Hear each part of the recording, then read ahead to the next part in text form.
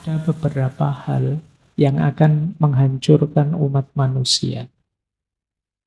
Yang pertama, politik tanpa prinsip. Yang kedua, kemajuan tanpa cinta. Yang ketiga, kekayaan tanpa kerja. Yang keempat, pembelajaran tanpa keheningan. Yang kelima, agama tanpa rasa takut.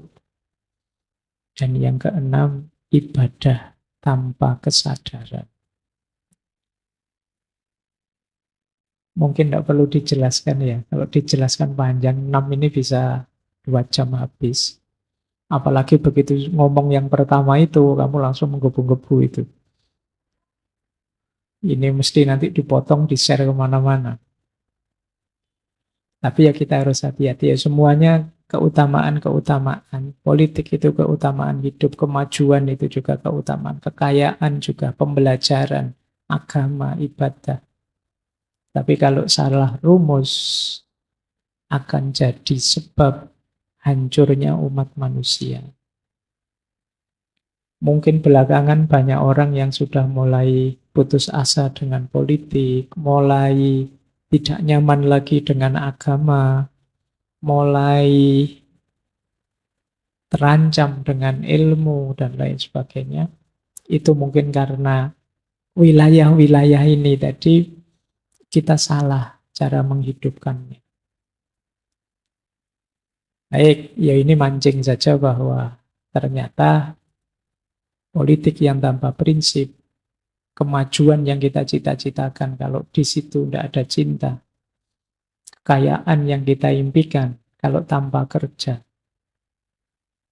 Mungkin kekayaan tanpa kerja itu kita instan saja, shortcut saja, nyari jalan yang paling mudah untuk dapat uang.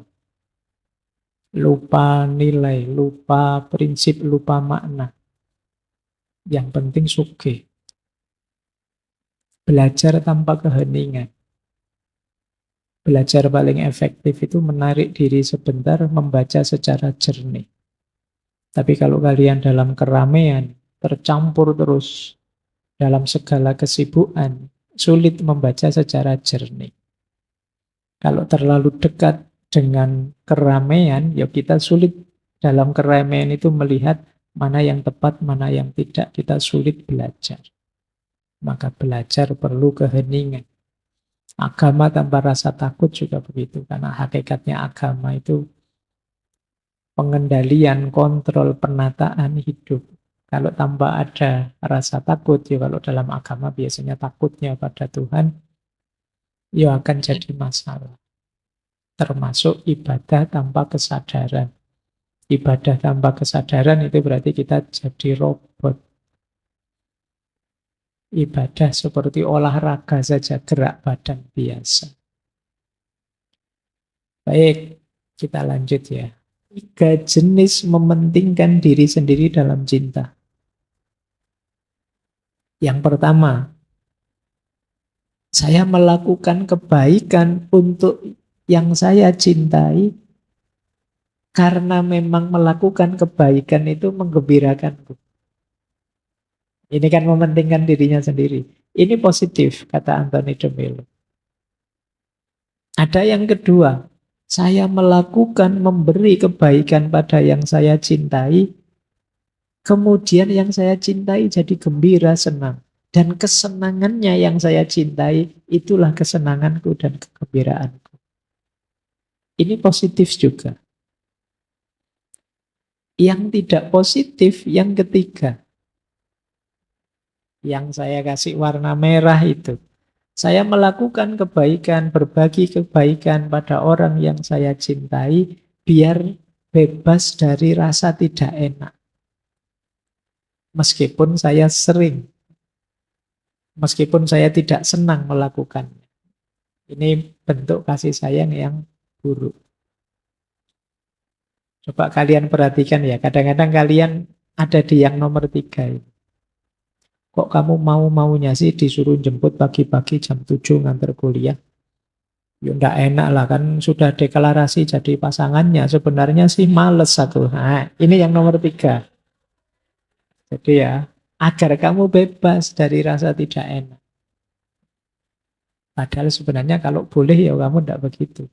Itu bukan kasih sayang, bukan cinta. Berarti keterpaksaan. Kamu tidak gembira melakukannya. Kalau di yang nomor 1 dan nomor 2 kamu gembira. Di yang nomor 3 kamu terpaksa. Meskipun mungkin tidak kelihatan. Ya gimana lagi Pak, resiko jadi pasangannya dia. Nah itu terpaksa sudah. Jadi ya, ini berarti kamu tidak gembira. Di yang nomor 3 ini relasi paling buruk, kata Anthony dulu. Tidak nyaman tapi pura-pura nyaman. Karena tidak enak saja. Baik. Makanya kata beliau, ada beberapa orang yang melakukan sesuatu supaya mereka tidak perlu merasa tidak enak. Dan menyebutnya kasih sayang. Mereka melakukan itu berdasarkan perasaan bersalah. Dan itu bukan cinta. Jadi, kok enggak kamu anter? Iya, kalau saya, oh kok kamu mau-maunya nganter? Iya, kalau saya enggak nganter nanti saya merasa bersalah. Kamu takut merasa bersalah. Itu bukan ciri kasih sayang yang ideal. Berarti kamu terpaksa saja. Dan kamu mungkin sering seperti itu. Ya menunjukkan kita belum ada di level tinggi dalam mencintai. Kesenangan, kebahagiaannya yang kita cintai masih belum nomor 1. Tapi di yang pertama dan kedua tadi, kesenangan dan kebahagiaan yang kita cintai sudah jadi yang utama. Yuk, terus 4 karakter cinta. Kita akan sering bertanya, cirinya cinta apa sih Pak? Kalau orang sudah jatuh cinta itu karakternya apa? Ini salah satu teori ya. Kita dulu pernah belajar macam-macam tokoh tentang cinta, kemudian banyak teori. Nah ini salah satu teori juga untuk memahami cirinya cinta apa. Yang pertama, cirinya cinta adalah kepada apapun dan siapapun. Makanya dulu ada quotes, orang yang mencintai itu tidak bisa membenci. Kalau itu beneran cinta. Kalau saya cinta padamu, tapi benci pada yang ini, itu sebenarnya belum cinta. Kamu masih berpamrih. Masih ada keinginan dari yang kamu cintai dan ingin menyisihkan yang tidak kamu cintai. Itu kalau pakai istilahnya Osho kemarin, kamu belum jadi pecinta. Jiwamu belum berubah jadi jiwa pecinta. Orang itu, kalau beneran mencintai, maka dia akan cinta pada apapun atau siapapun. Kalau beneran dia seorang pecinta, tidak mungkin dia cinta pada seseorang dan benci pada yang lain. Semuanya akan dia cintai. Mungkin sering saya jelaskan ya. Ya semuanya dicintai meskipun cara mencintainya berbeda. Pada yang sudah baik misalnya, ya cara mencintainya dengan cara kita dukung. Pada yang belum baik, cara mencintainya dengan cara kita kritik, kita beri pelajaran, kita tuntun, dan lain sebagainya. Tapi dua-duanya kita cintai. Karena kalau kita benci, biasanya kan ingin kita singkirkan. Kata Anthony de Mello, ini beliau menarik, menjelaskan cinta yang sejati dengan 4 karakternya ini, beliau pakai bunga mawar, kemudian pohon, kemudian pelita atau lampu. 4-4-nya beliau tidak menjelaskan, hanya memberi ilustrasi.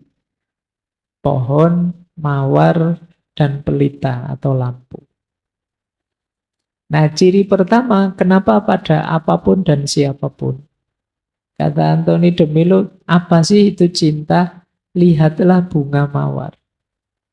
Apakah mungkin bagi mawar untuk berkata, saya akan menawarkan wewangianku kepada orang-orang baik dan menyembunyikannya dari orang-orang jahat? Mawar itu meskipun yang dekat dengannya orang baik atau orang jahat, tetap memberikan keharumannya. Atau dapatkah engkau membayangkan sebuah pelita yang menghalangi sinarnya dari orang jahat dan berusaha berjalan dalam terang? Lampu ini, listrik ini, yang jalan kalian, yang jalan saya, atau yang jalan siapapun, dia tetap akan memberikan sinarnya. Dan amatilah betapa sebatang pohon memberikan naungan pada setiap orang, baik dan buruk, muda dan tua, tinggi dan rendah, hewan dan manusia, dan setiap makhluk hidup. Bahkan pada orang yang berusaha menebangnya. Ini saya tidak tahu teman-teman merasa mampu apa tidak. Yang pertama ini ya. Yang pertama wis abot. Cinta itu pada siapa saja. Selama ini kita diajari perspektif dikotomis antara hitam putih, cinta dan benci. Nah, padahal ini kita diminta mencintai semuanya saja. Kalau kita mungkin perlu memarahi orang, ya marah itu karena cinta kita. Kita perlu menegur orang, teguran, kritikan itu karena kita cinta. Kita perlu mungkin menyinggung orang, kita mungkin perlu nyenggol orang, mungkin kita senggol karena cinta biar dia jadi baik. Itulah ciri pertama, cinta itu pada siapapun. Yang kedua, cinta itu tanpa pamrih. Kalau ini tidak perlu dijelaskan ya. Pohon, mawar, lampu hanya memberi. Tidak minta imbalan apa-apa. Pohon itu menaungi kita yang tidak ada bayarnya. Kita kencing kan suruh bayar. Yang minta bayaran yang nunggu. Kalau ada saya ke kebun binatang atau saya ke taman itu disuruh bayar ya Pak, mau bernaung itu kan orangnya yang minta. Pohonnya tidak minta. Dia memberi kita tulus. Lampu juga begitu, dia tidak minta bayaran. Meskipun listrik yang bayar. Tapi kan dia memberi cahaya kan dia tidak dapat apa-apa itu. Yang dapat bayaran kan PLN-nya. Mawar juga begitu. Memberikan wanginya tidak dapat bayaran apa-apa. Meskipun kalian untuk dapat mawarnya beli. Tapi mawar memberikan wewangiannya tanpa imbalan. Jadi yang kedua tanpa pamrih. Yang ketiga memberikan yang terbaik. Itulah cirinya cinta. Pohon, mawar, pelita tadi memberikan segala yang dia mampu. Tidak pernah misalnya mawar itu, saya bisa wangi sekian, yang tak berikan sekian saja, tidak pernah begitu. Jadi memberikannya selalu total. Lampu juga begitu, pohon juga begitu. Bahkan dia tidak pernah mengkalkulasi, ini saya sudah memberi manfaat luar biasa loh. Orang-orang ini seperti apa sih menanggapi kemanfaatan dari saya, dia tidak mikir sampai ke sana. Pokoknya memberi saja yang terbaik. Itu orang mencintai. Kalian kepada yang kalian cintai kan pasti begitu. Ya saya tidak ngasih contoh pacarmu lah, orang tuamu. Kalau saya ngasih contoh itu nanti tabrakan dengan teorinya. Karena kamu masih banyak pamrihnya sama pacarmu. Bagi yang masih level belum nyampe ke sini, kamu nanti gelisah kalau belajar teorinya Anthony de Mello tentang cinta ini. Ini agak tinggi. Kalian pada orang tuamu kan begitu, ingin mempersembahkan yang terbaik. Sama seperti orang tua pada anaknya, memberikan yang terbaik. Jadi itulah cirinya cinta. Yang keempat, cinta itu membebaskan. Pohon itu tidak pernah memaksa kalian, ayo bernaung padaku, enggak. Mawar juga tidak memaksa, ciumlah aku bauku, enggak begitu. Lampu juga begitu, masuklah ke wilayahku biar kamu terang, enggak. Monggo saja, mau datang monggo, mau menjauh ya monggo. Tidak pernah memaksa. Itulah hakikatnya cinta. Kok dalam cinta ada paksaan masih? Ada apa? Ikatan-ikatan, keterikatan, kemelekatan, ya berarti masih belum ketemu hakikat. Nanti uraiannya panjang tentang itu dari Anthony de Mello. Baik, jadi ini mudahnya ya, ini seperti merangkum semua teori-teori yang kemarin kita bahas. Bahwa cinta itu selalu pada siapapun dan apapun, dia tanpa pamrih, selalu ingin memberi yang terbaik dan membebaskan.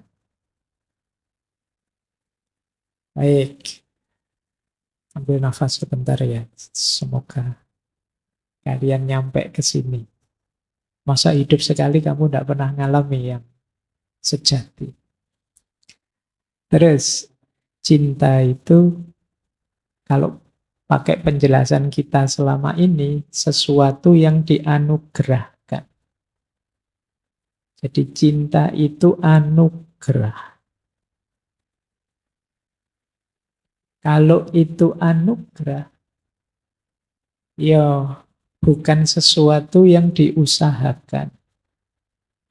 Itu berarti kita harus diam saja, Pak. Ya tidak. Cara berpikirnya adalah mari melakukan sesuatu yang bisa mancing hadirnya anugerah dari Tuhan dalam bentuk cinta. Kata Anthony de Mello, kebahagiaan itu bukan sesuatu yang engkau peroleh, cinta itu bukan sesuatu yang engkau hasilkan, juga bukan sesuatu yang engkau miliki. Cinta adalah sesuatu yang memilikimu. Ini menarik cara berpikirnya Anthony de Mello ini. Beliau membagi antara mana yang bisa kita usahakan dan mana yang tidak bisa kita usahakan. Kemarin waktu kita belajar stoikisme kan ada itu. Pandangan bahwa syaratnya hidup bahagia itu kita sadar mana yang bisa kita kontrol dan mana yang tidak. Nah, kata beliau begini, ternyata hal-hal yang terbaik, yang utama adalah hal-hal yang biasanya tidak bisa kita usahakan. Meskipun cara memancing hal itu ya dengan ikhtiar, tapi hasilnya di luar upaya kita.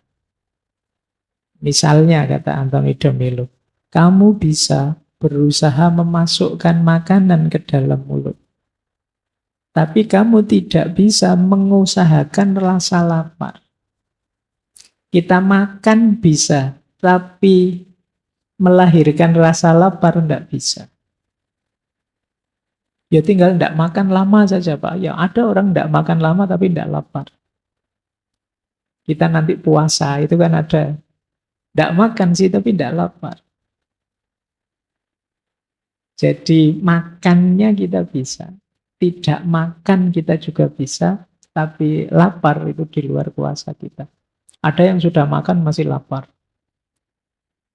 Ya memang tipe orangnya. Kamu bisa berbaring terlentang di tempat tidur, tapi kamu tidak bisa mengusahakan tidur. Hadirnya tidur itu kan di luar kuasamu. Kamu bisa setelah ngaji ini pulang ke kos terus berbaring. Mencoba merem, mencoba terlelap. Tapi di detik keberapa kamu benar terlelap di luar kuasamu. Jadi tidur pun anugerah. Kita bisa memuji orang, tapi kita tidak bisa memunculkan rasa kagum. Kita melihat sesuatu luar biasa, itu kan rasa kagum. Ini kita tidak bisa ngontrol.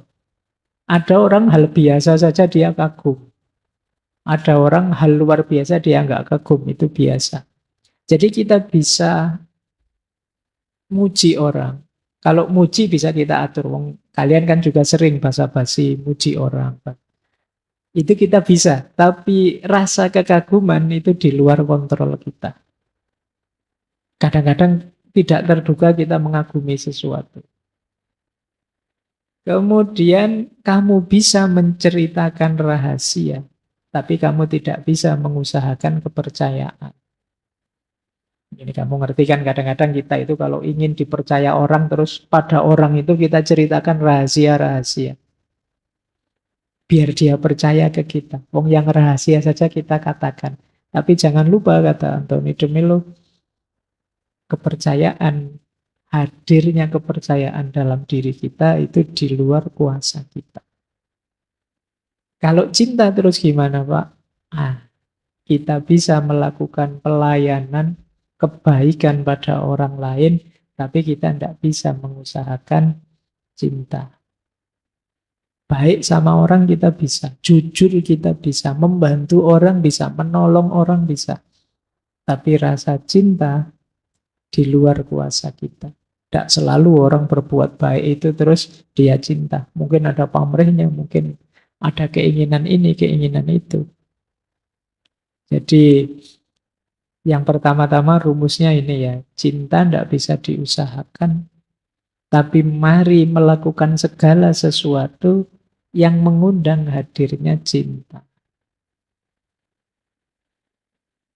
Baik, apa sih hati yang penuh kasih itu?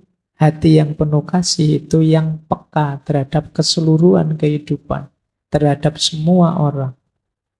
Hati yang penuh kasih tidak mengeraskan diri terhadap siapapun atau apapun. Mengeraskan diri itu maksudnya tadi, saya kelompok ini saja cinta, kelompok yang lain saya benci. Ya, itu namanya mengeraskan diri. Semuanya dicintai. Ya, dicintai bukan berarti terus didukung saja, disetujui saja, tidak begitu. Justru karena saya cinta, kalau benar saya dukung, kalau tidak benar ya saya ingatkan. Itulah loving heart. Cinta tidak mengecualikan siapapun sama sekali. Dia mencakup seluruh kehidupan. Dia mendengarkan simfoni secara keseluruhan. Bukan hanya salah satu alat musiknya. Jadi ini ciri pertama tadi loh, orang mencintai itu seluruhnya.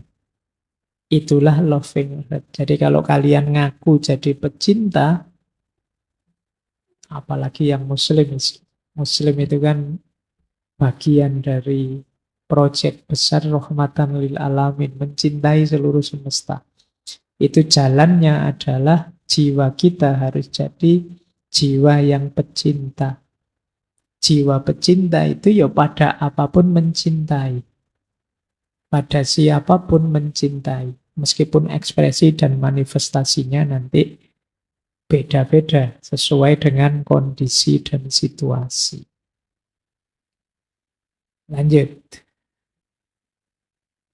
Kita lanjutkan. 3. Caranya mencintai sekarang. Wah, ini ambil nafas sebentar. Saya tidak tahu ini mudah apa enteng bagi kalian. Inilah cara menghidupkan cinta. Yang pertama, kita harus melepaskan keterikatan, harapan, dan kebutuhan akan pengakuan dari orang lain. Termasuk dari yang kita cintai. Ini agak berbeda ya dengan kemarin-kemarin.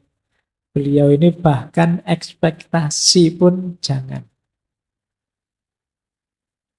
Banyak orang kecewa, sakit dalam cinta karena ekspektasi. Ada terlalu banyak keinginan, terlalu banyak harapan saat mencintai. Misalnya kalian mencintai siapa, semoga dengan saya mencintai ini, saya bisa ini, saya bisa itu harapan. Ketika banyak harapan, sebenarnya kamu sedang membuka peluang untuk kekecewaan. Tapi manusia, Pak, mesti punya harapan. Wajar manusia punya harapan, tapi jangan bergantung pada harapan. Ketika kamu bergantung pada harapan, itulah kemelekatan. Jadi, ini pelajaran dari beliau. Kalau aku cinta padamu, maka aku tidak banyak menuntutmu. Jadilah engkau apa adanya.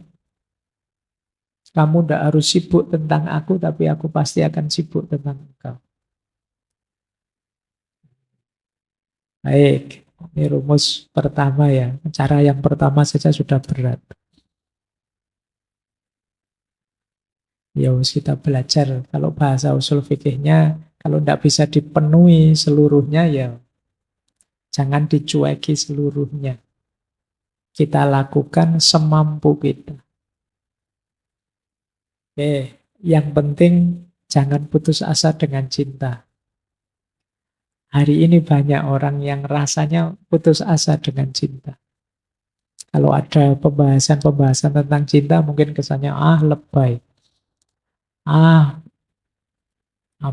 Utopia, mimpi saja. Tidak mungkin ada yang seperti itu. Itu namanya putus asa dengan cinta. Sebagaimana banyak orang yang saya bilang tadi mulai putus asa dengan agama. Mungkin belakangan juga banyak mulai putus asa dengan politik. Mungkin nanti ada banyak keputusasaan. Karena mungkin kita melihat fakta. Lupa bahwa ada ideal-ideal yang harus kita hidupkan. Bahwa mungkin di ranah faktual kadang-kadang fenomena sosial budayanya keagamaan itu rasanya tidak selalu positif, tapi ideal-ideal agama itu pasti positif dan itulah amanat yang harus kita hidupkan. Yang pertama itu ya, tidak terikat, tidak berharap, tidak butuh. Jadi orientasinya memang hanya memberi. Cara mencintai yang kedua, cinta itu bukan memiliki atau mengendalikan, tapi menerima dan menghargai. Beda ya, menerima dengan memiliki. Kalau memiliki itu ego. Kalau menerima itu rasa, hati. Menerima itu konotasinya keterbukaan. Kalau memiliki konotasinya apa? Penjara, kepemilikan. Jadi kalau kamu saya miliki itu kan berarti kamu di bawah kuasaku. Tapi kalau menerima itu hadirlah apa adanya dalam hidupku. Jadilah dirimu sebagaimana dirimu. Itu menerima. Tapi kalau memiliki, kamu hadir dalam hidupku dan aku kuasai. Itu memiliki. Maka kemarin di Osho kan juga bilang cinta bukan memiliki. Kalau barang kita miliki, tapi masuk manusia kita miliki. Jadi yang kedua, cinta bukan tentang memiliki dan mengendalikan, tapi menerima dan menghargai. Awas, jangan salah rumus. Kemarin saya juga pernah diprotes, Pak, masa cinta tidak harus memiliki? Wong saya perjuangan itu kan untuk bisa memiliki. Ya bedakan menikahi dan memiliki. Itu juga dua hal yang, apa dengan menikahi terus dia jadi milikmu dalam tanda petik ya. Terus dia kamu kuasai. Harus ikut apa-apa perintahmu kan tidak begitu. Oke, yang ketiga. Jadi itu rumus kedua ya. Jadi tidak ada hubungannya dengan kepemilikan, tapi dengan penerimaan. Yang ketiga, jalan menuju cinta melibatkan kesadaran diri, kebebasan batin, dan kemauan untuk menghadapi ketakutan dan ketidaknyamanan. Diawali dari kesadaran, kemudian diakhiri dengan kebebasan. Itu cinta. Kita tidak takut lagi dan tidak khawatir lagi. Nanti ada konsepnya Anthony de Mello, selama masih ada ketakutan, masih belum sejati cinta itu. Nah, lanjutkan ya. Jadi caranya mencintai 3. Nah, selanjutnya ada quotes dari Anthony de Mello tentang kebebasan tadi. Gimana Pak caranya biar cinta itu tumbuh dalam diri saya? Bebaskan dirimu dari segala macam ikatan. Bila mata terhalang, hasilnya adalah pemandangan. Ketika pikiran tidak terhalang, hasilnya adalah kebenaran.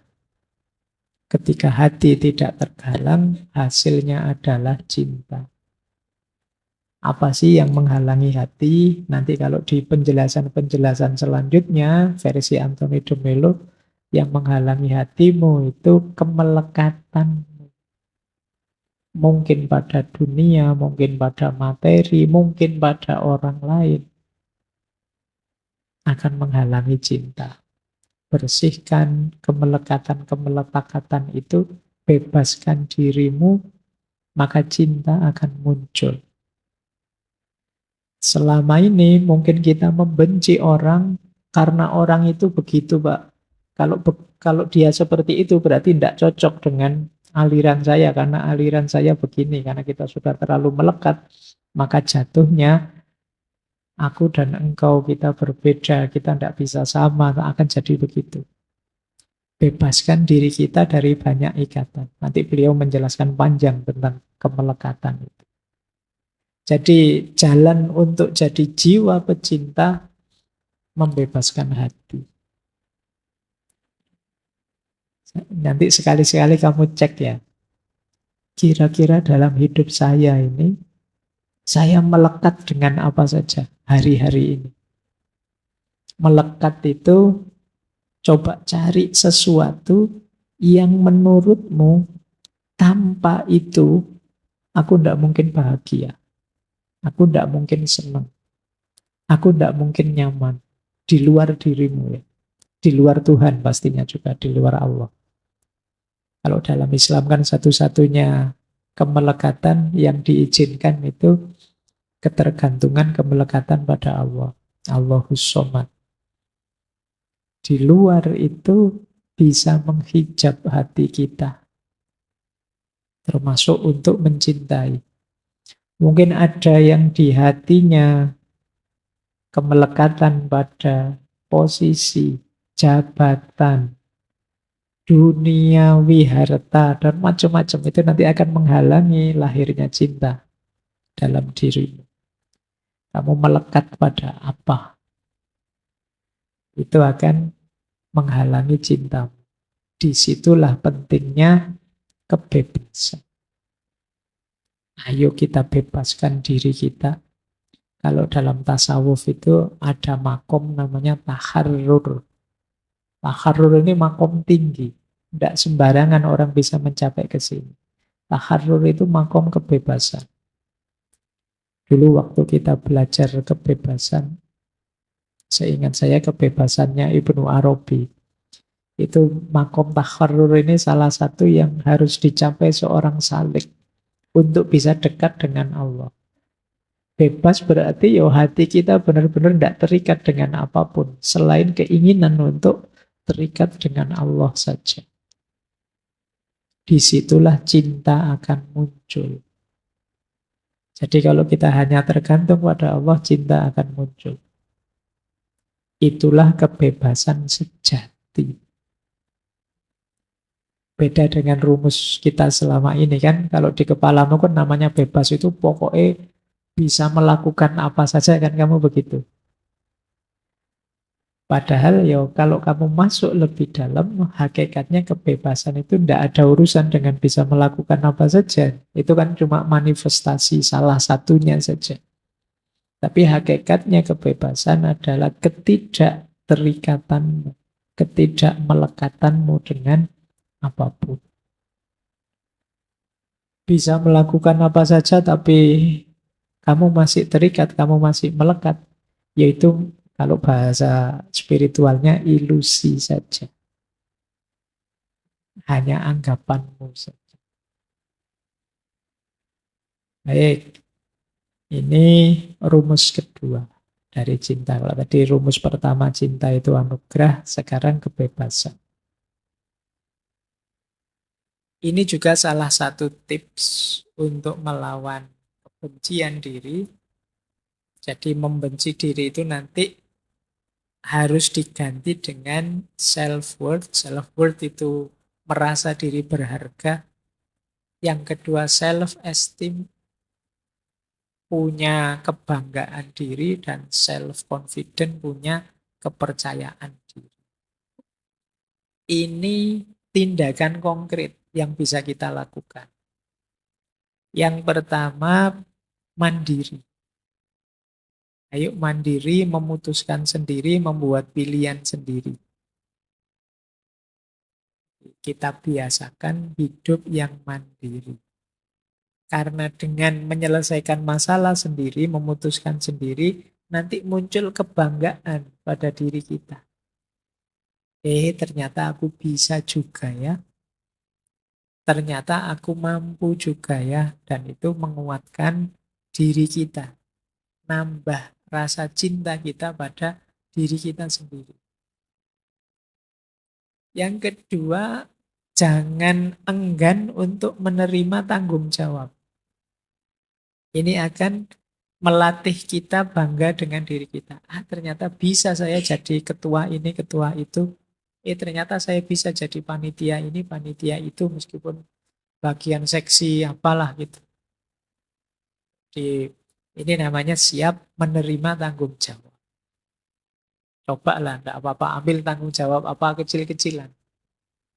Mungkin bagian marketing apa, gitu. Atau bagian pembantu apa, itu coba ambil tanggung jawab. Pak, saya untuk ngaji filsafat ini saya bagian noto gelas ya, saya pokoknya tahu. Atau kelihatannya ada yang di depan bagian noto sandal ya. Tahu saya bagi ini melatih kebanggaan diri. Biar kamu sadar bahwa kamu bisa. Di kamar kos ini kita kan satu kamar berdua. Saya yang bertanggung jawab menyalakan lampu. Jadi kalau masuk kamar saya bagian nyalain lampu, kamu bagian ngepel, nyapu, dan ya ya sampai naik dhewe golek sing enak. Jadi ini namanya melatih diri. Jadi melahirkan rasa bangga, merasa berharga. Saya itu orang, meskipun saya biasa-biasa gini Pak, saya itu cukup bernilai loh.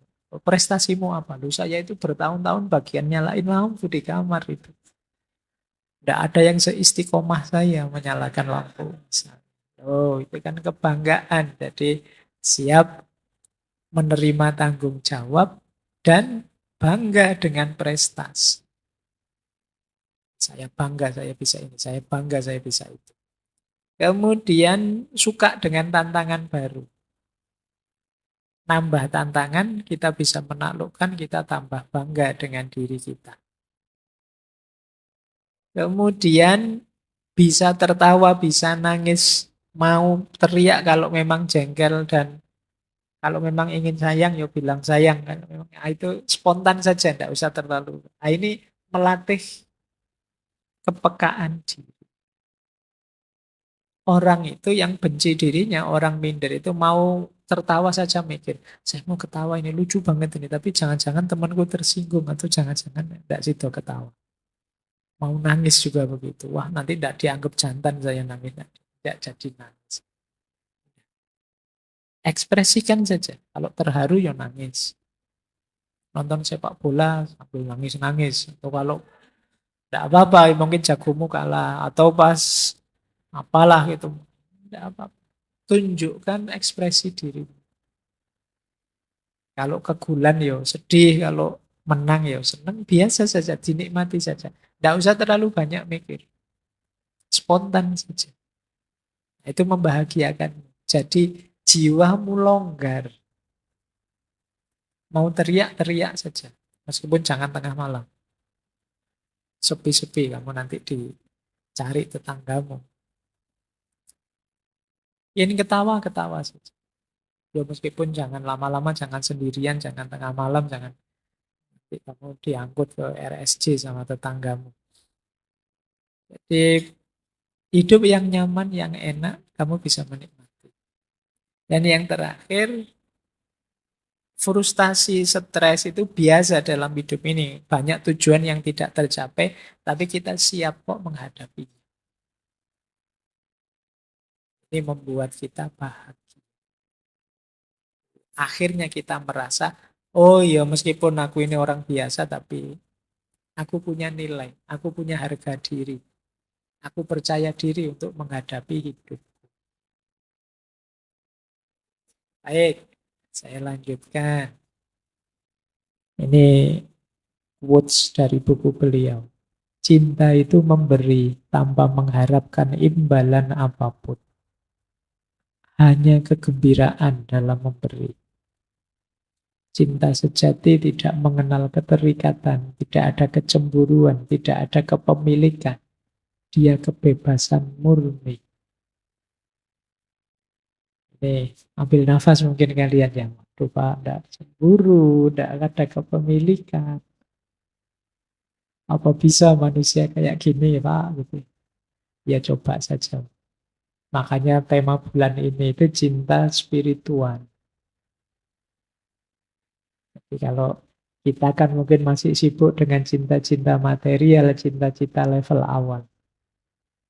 Tapi ini cinta yang sudah naik kelas, ke level spiritual. Apalagi kalimat yang terakhir itu. Orang yang benar-benar mencintai juga punya keberanian untuk menjauh bila diperlukan. Tanpa penyesalan atau kepahitan. Oh, ini juga ambil nafas kita ya. Kamu takut sekali kalau ditinggalkan, takut sekali kalau jauh. Tapi seorang pecinta sejati kalau dia merasa dengan kamu jauh, itu lebih baik buatmu. Dan aku menginginkan kebaikan buatmu, kenapa tidak? Contoh paling mudah ya, kamu sejak tadi membayangkan pacarmu saja. Coba lihat orang tuamu. Betapa cintanya mereka padamu, pasti mereka tidak ingin berpisah denganmu. Tapi mempertimbangkan bahwa engkau nak akan lebih baik kalau keluar rumah, belajar keluar kota, atau mencari pengalaman kemana-mana. Tidak apa-apa wis, menjauhlah dariku. Meskipun sakit, meskipun pahit, tapi aku ikhlas nak, asal engkau jadi orang hebat, engkau jadi orang luar biasa. Itulah cinta. Jadi tidak hanya nuruti keinginanku untuk selalu dekat denganmu. Meskipun pahit karena engkau menjauh, tidak apa-apa lah. Kalau itu baik buatmu. Nah itu cirinya cinta. Ya memang kalau masih ada nuansa romantiknya itu jadinya kurang indah. Tapi yo cinta kan tidak berhenti di senang-senang romantiknya. Tapi juga ada kedalaman kemanusiaan. Disitulah kita berpikir lebih dalam kebenaran. Iya ya, kalau saya memang mencintai dia dan ternyata kebaikan bagi dia itu jauh dari saya, ya saya ikhlas menjauh. Demi pertumbuhannya, demi kebahagiaannya. Itulah yang disebut cinta yang sejati. Yo, setelah ini mungkin kalian bilang, ah sudahlah saya tidak sejati juga tidak apa-apa cinta. Ya memang tidak gampang ya sampai titik ini. Tapi ayo malam ini lebih luas ya. Saya tadi bilang jangan diarahkan ke lawan jenis saja, urusan pacaran saja ya. Ini cinta pada siapapun dan apapun tadi. Untuk membangun jiwa pecinta. Sebenarnya itu ya termasuk sih pada lawan jenis itu. Bukti cinta yang sejati itu bahkan jauh pun tidak masalah. Nah ini boleh dipakai dalil bagi mereka yang LDRan. Ini alasannya ini, tidak apa-apalah kita jauh asalkan demi pertumbuhan kita masing-masing. Baik, kita lanjutkan. Nah, kalau ini ciri yang tanpa pamrih tadi. Ini salah satu buku beliau yang isinya cerita. Di buku beliau itu selalu ada tokoh guru di situ yang memberi nasihat. Kata seorang murid, saya tidak akan menukar cintaku dengan uang. Kata sang guru, bukankah sama buruknya atau lebih buruk ketika kamu menukarnya dengan cinta? Maksudnya apa? Kita itu sering menukar cinta dengan cinta. Dan itu sama buruknya dengan orang yang menukar cinta dengan uang. Menukar cinta dengan uang itu, ya wis aku cinta padamu, kamu kaya, lumayan lah nanti dapat traktiran gratis, dapat itu. Itu kan menukar cinta dengan uang. Nah, menukar cinta dengan cinta itu apa? Aku cinta padamu asal engkau juga cinta padaku. Selama engkau masih mencintaiku, ya aku akan cinta padamu. Ini sama saja. Orang yang masih dagang. Jadi masih ada negosiasi, masih ada imbalan yang kamu tunggu.